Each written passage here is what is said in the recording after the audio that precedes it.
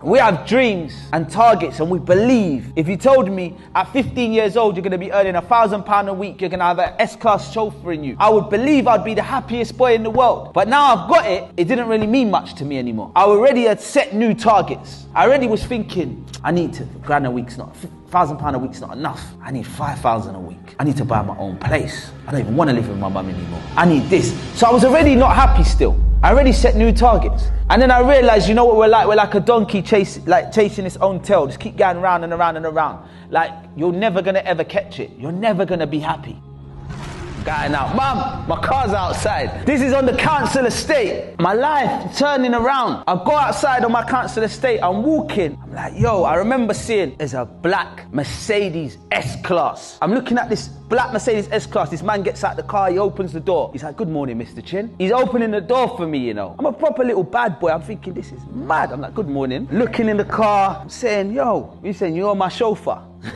There's a bottle of water in the car for me, you know, like it's very professional. I'm looking at him, I'm looking at this car, S-Class Mercedes on my estate. I'm looking around, the guy's looking at me just thinking, just get in the car, you gonna get in the car or not? I'm looking at the guy like, yeah, I'm gonna get in the car, but I need to make sure someone sees me get in the car. I'm not just gonna get in the car without anyone seeing me get in the car, what's the point? But it's too early in the morning, no one saw. I wanted people to see. This is over 15 years ago. I didn't have a smartphone where I could get in the car to be like, morning everyone, just going to work in my Mercedes. Oh, my driver, yeah, just going to work, long day. Like, I never had Snapchat, Instagram, where I could post it and show the world my achievement. I wanted someone to see it. This is how we are. It feels good when we get validation from the people. Everything's about the people. When someone sees it and they go, wow, wait, is that you? Yeah, it's my chauffeur. I'm just going to work. Oh, sick. And then they tell people, you feel good now, yes. Especially if it was like, there was one girl, Natalie, that lived on number 42 or something. See, if Natalie saw, my life is complete. That's the way I feel, because the way I feel about Natalie, I just need her to see. Yes, Natalie, good morning, you're right. Just going to work in my Mercedes. Yes, perfect day. You know, like sometimes if you wear an outfit and no one sees, you're like, wasted outfit. I'm gonna have to recycle it and wear it another day. We care so much about what the people think, we become like hostage. We held hostage by the public. But guess what? With this mentality, we don't realize that the people are in control of our happiness and in control of our sadness. So if the people praise me, I love your shoes, I love your clothes, I love that, I'm happy. I'm happy, because I care, it's all about the people. But if the people put me down, I hate that guy. This person will say something bad about you. This person gossip. The people say stuff bad, I'm unhappy. So the people are in control of our happiness and sadness. We're not really strong people. And you know what's crazy? I was the happiest boy in the world when that car come to pick me up. And I'm going to work and I'm getting £1,000 a week. You know what I done? I went to JD Sports and I bought so much trainers, so much tracksuits, the real Adidas, the real ones, superstars. I was buying everything, Nike Air Max 90s. I was buying my friends' trainers. I was going in McDonald's and just going, yeah, like, what does everyone want? Like, it would just have like 10 Big Mac meals. Like, it felt good.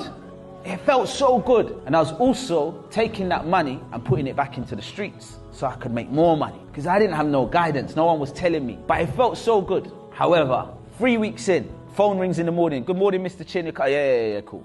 It wasn't the same. It didn't feel the same. It was just like, I'm used to it now. Yeah, Mum, I'm gone. My car's outside. I go outside. I just jump in the car. I was like, it's all right. You don't have to open the door. Just open it myself. Get in. Go sleep. I didn't care if anyone saw anymore. It didn't matter anymore. I was just used to it. I was used to it. Within 3 weeks, it felt so normal getting in that S-Class Mercedes. Sometimes, I used to even tell him, I don't need you. Tell the driver don't pick me up, because I spent money and bought a moped. I'm just going to make my own way on my moped. So what this shows is we have dreams and targets and we believe. If you told me at 15 years old you're going to be earning £1,000 a week, you're going to have an S-Class chauffeur in you, I would believe I'd be the happiest boy in the world. But now I've got it, it didn't really mean much to me anymore. I already had set new targets. I already was thinking, I need £1,000 a week's not £1,000 a week's not enough. I need 5,000 a week. I need to buy my own place. I don't even want to live with my mum anymore. I need this. So I was already not happy still. I already set new targets. And then I realized, you know what we're like? We're like a donkey chasing its own tail. Just keep going round and around and around. Like, you're never going to ever catch it. You're never going to be happy. And I spoke to someone. I built a studio as well with my money. I started making so much money, didn't know what to do with it. So we built a studio. We love rapping. Youngsters, we just love rap music. It's like a way to express ourselves. It's the only time we open up as like kind of like introvert youngsters. So we love rapping. So I'm in the studio. And the whole of South London used to come to my studio because I've built a studio that people can come to. Because we didn't know studios and couldn't afford to go to them. So now there's a studio run by the street boys. Everyone used to come, be in the studio. And when we come there, we can smoke, we can drink, we can rap, play computer. It was like a den.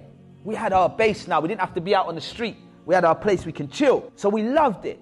And we used to do all our rubbish in the studio and rap music and make beats and everything. One day, I'd say, which was a turning point in my life, after getting to a stage where I was questioning life. Because no matter how much money I made, and how much clothes I was going and buying, and how much shoes I was buying, no matter what cars I had. By 18, I had my first Rolex, Mercedes car. No matter what I was getting, I still didn't have inner peace. There was no inner peace. We still had so much problems on the street. I still was scared people knowing my address. I can't have people knowing where I live because they're going to come for us. There was a time where I was in such a problem with some people, that we've done something, we've retaliated to something, and the person we've retaliated on, we even knew he's going to be a problem.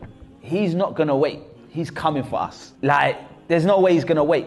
So through fear, partly it's fear. You think you just got to go for them before they get you. And then we couldn't find these people. So now I've got to go to sleep at night at my mum's house. And then I found out the person knows where I live.